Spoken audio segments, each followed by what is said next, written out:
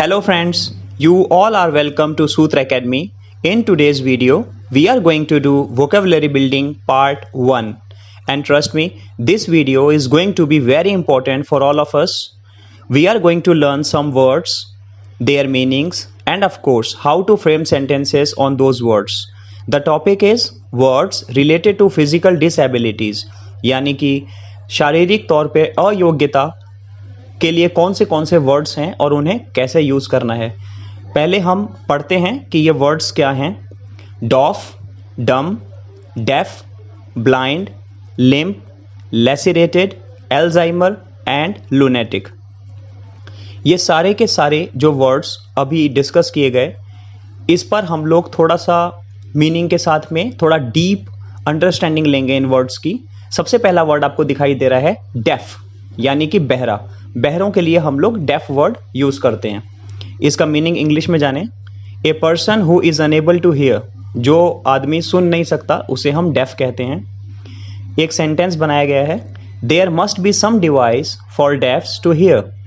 कोई ना कोई डिवाइस ऐसी बनाई जानी चाहिए या होनी चाहिए जिससे बहरे भी सुन सकें। आपको पता है ये इम्पॉसिबल है, लेकिन ये एक सेंटेंस बनाया गया है। आप ऐसे ही कुछ अपना कंटेक्स्ट तैयार करें, कोई सिनेरियो तैयार करें और उस पर डेफ पर 2-3 सेंटेंसेस बनाएं, तब आप इसको प्रॉपरली यूज कर पाएंगे।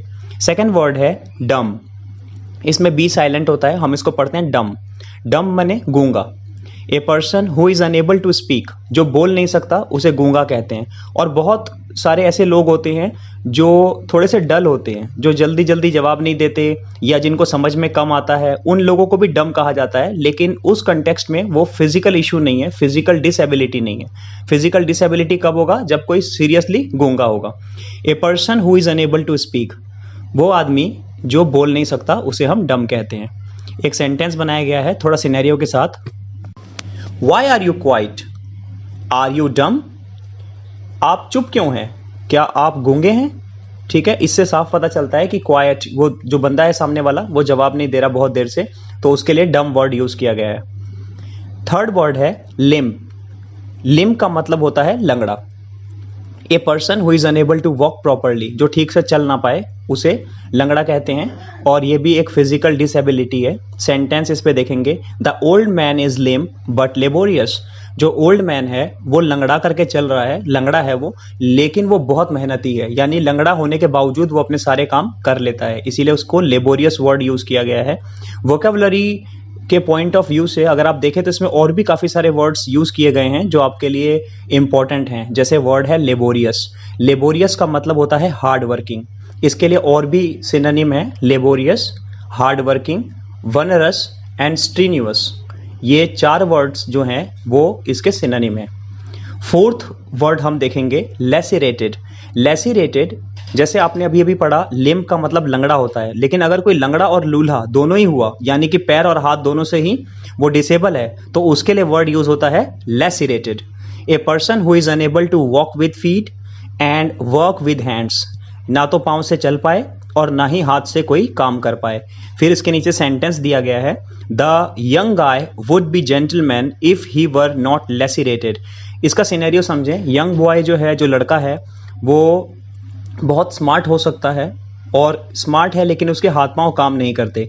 लेकिन अगर उसके हाथ पांव ठीक ठीक काम करते तो वो एक जेंटलमैन लगता, यानी उसकी पर्सनैलिटी एक जेंटलमैन की तरह लगती। फिफ्थ वर्ड आप देखें, ब्लाइंड, अंधा। ये वर्ड तो आम बोलचाल के लैंग्वेज में काफ़ी यूज़ होता है और नो डाउट कि आप सभी को मीनिंग पता होगा। इंग्लिश में देखें इसका meaning, a person who is unable to see, जो आंखों से देख नहीं सकता उसे हम ब्लाइंड कहते हैं। एक सेंटेंस बनाया गया है, look she is looking for a corner, she must be a blind.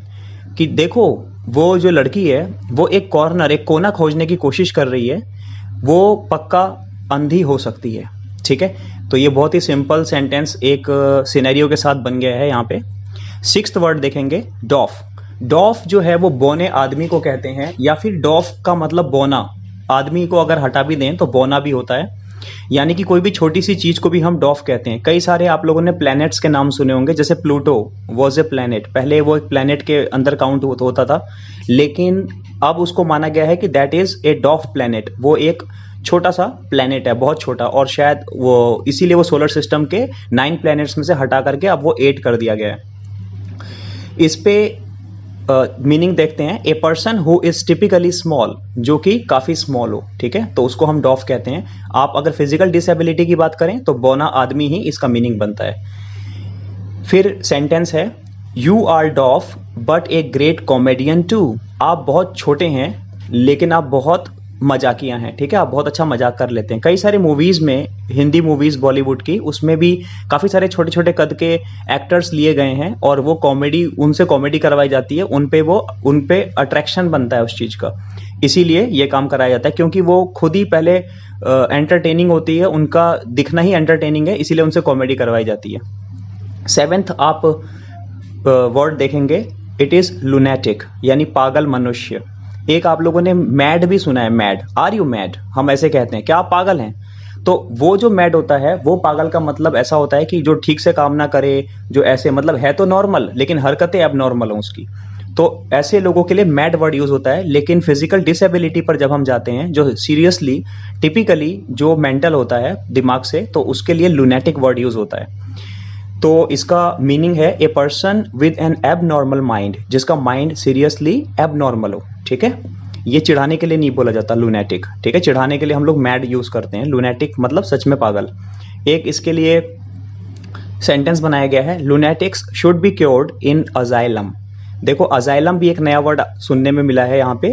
Asylum पागल खाने को कहा जाता है जहां पर लुनेटिक्स का इलाज किया जाता है, यानी पागलों का।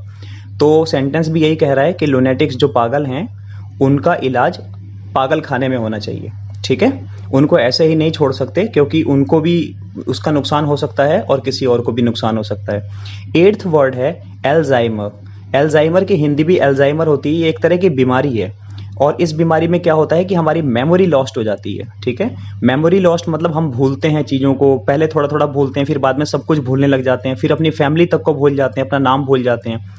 A person with destroyed memory, जिसकी मेमोरी डिस्ट्रॉय हो चुकी हो, बर्बाद हो चुकी हो, ठीक है, तो एल्जाइमर की प्रॉब्लम होती है। इनके अलग अलग स्टेजेस होते हैं। सेंटेंस देखेंगे इसका, before her Alzheimer she had better memory than us. जब उसको अल्जाइमर की बीमारी हुई, उसके पहले उसकी मेमोरी हमसे भी अच्छी थी, ठीक है। तो ये बड़ा ही अच्छा एक वोकैबुलरी बिल्डिंग के हिसाब से हमारे पास वर्ड आया है।